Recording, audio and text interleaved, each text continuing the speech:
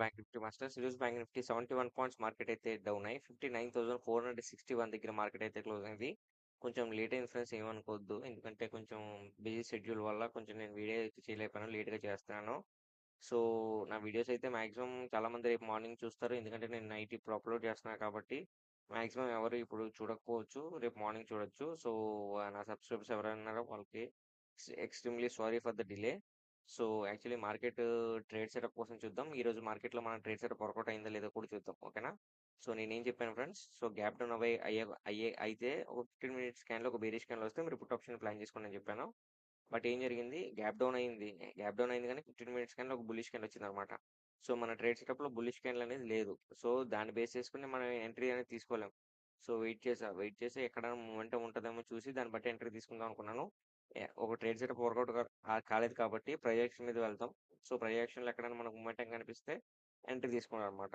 So, మీరు గనక observe చేస్తే చూసారా మార్కెట్‌లో ప్రైస్ యాక్షన్ మీద ఎక్కడా అంటే ఒక ఇన్ తీసుకునే ఆస్కారం అయితే కనిపించలేదు. ఎందుకంటే ఇక్కడ మార్కెట్ కొంచెం పాజిటివ్‌గా ఉన్నా ఈ 15 మినిట్స్ క్యాండిల్ చూసారా? ఇక్కడ నేను యాక్చువల్లీ కొంచెం ఈ 15 మినిట్స్ క్యాండిల్ కూడా ఒక బుల్లిష్ క్యాండిల్ వచ్చుంటే మాత్రం నేను ఇంకా కాల్ ఆప్షన్ తీసుకునేవాడిని. ఎందుకు తీసుకునేవాడినంటే మార్కెట్‌లో మనకు కంప్లీట్‌గా ఈ లెవెల్ వరకు వెళ్ళే అవకాశం ఉంటదని ఎక్స్‌పెక్ట్ చేస్తూ మనం తీసుకోవచ్చు. ఒక 15 మినిట్స్ క్యాండిల్ గనుక బుల్లిష్ క్యాండిల్ వచ్చుంటే. సో, బట్ అలా కాలేదనమాట. మళ్ళీ ఏమైంది? మళ్ళీ ఫాల్. మళ్ళీ ఇక్కడ ఒక రికవరీ. మళ్ళీ స్మాల్‌గా ఒక కన్సల్టేషన్ అయ్యి మళ్ళీ ఇక్కడ మార్కెట్ మూవ్‌మెంట్ జరిగింది. సో, ఎప్పుడైతే ఇక్కడ మార్కెట్ మూవ్‌మెంట్ జరిగిందో నాకు ఒక ఇండికేషన్ అయితే ఓకే. ఇక్కడ మనం ఎంట్రీ తీసుకోవచ్చులే ఇంకా. అప్ టు ఇక్కడ మనం ఎంట్రీ తీసుకుంటే ఈ లెవెల్ వరకు వెళ్తదని మనకు తెలుసు. సో, దాన్ని బేస్ చేసుకొని ఎంట్రీ తీసుకున్నాననమాట.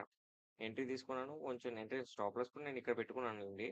సో, ఎంట్రీ తీసుకున్నాను. ఎంట్రీ తీసుకున్న తర్వాత మార్కెట్ కొంచెం కన్సల్టేషన్ అయింది. కొంచెం భయమేసింది. కన్సల్టేషన్ అయింది కదా! ఇంక ఇదే రేంజ్‌లో కన్సల్టేషన్ అయ్యి ఫాలో అవుతుందేమో, స్టాప్ లాస్ ట్రిగ్గర్ అవుతుందేమో అనుకున్నాను. బట్ టార్గెట్ అయితే హిట్ అయిందనమాట ఈ క్యాండిల్‌లో. సో, టార్గెట్ హిట్ అయింది. దాని తర్వాత మళ్ళీ ఒక ఫాల్, ఒక కన్సల్టేషన్. సో, మనకైతే ఓవరాల్‌గా అయితే ఈరోజు మార్కెట్‌లో అయితే సింగిల్ ట్రేడ్ తీసుకున్నాను. సింగిల్ ట్రేడ్‌లోనే ప్రాఫిట్ అనేది క్యాప్చర్ తీసుకున్నాను. చూసారా ఇక్కడ ఎంట్రీ తీసుకున్నాను. అంటే లాంగ్ వెయిటింగ్ చేసిన తర్వాత ఎంట్రీ వచ్చింది.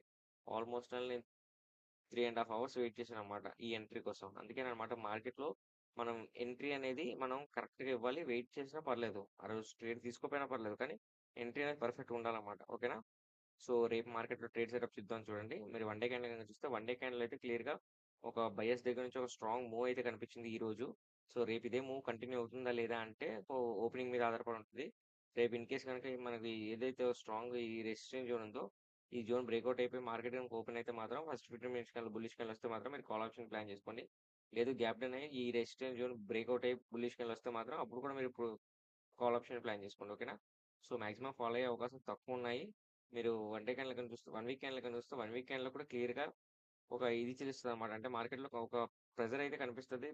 మార్కెట్ ఇక్కడ నుంచి రికవరీ బౌన్స్ బ్యాక్ అయ్యే మొమెంటమ్ అయితే కనిపిస్తుంది. సో, ఇది గ్యాప్ అప్ అయితే మాత్రం మంచి మొమెంటమ్ కనిపిస్తది పైకి మూవ్ అయ్యడానికి. లేదు గ్యాప్ డౌన్ అయితే మాత్రం మార్కెట్‌లో రిజెక్షన్ అయ్యే అవకాశాలు కూడా ఉంది. రిజెక్షన్ అయితే మాత్రం ఈ లెవెల్ వరకు ఫాలో అయ్యే అవకాశాలు కూడా ఉంది. ఓకేనా ఫ్రెండ్స్?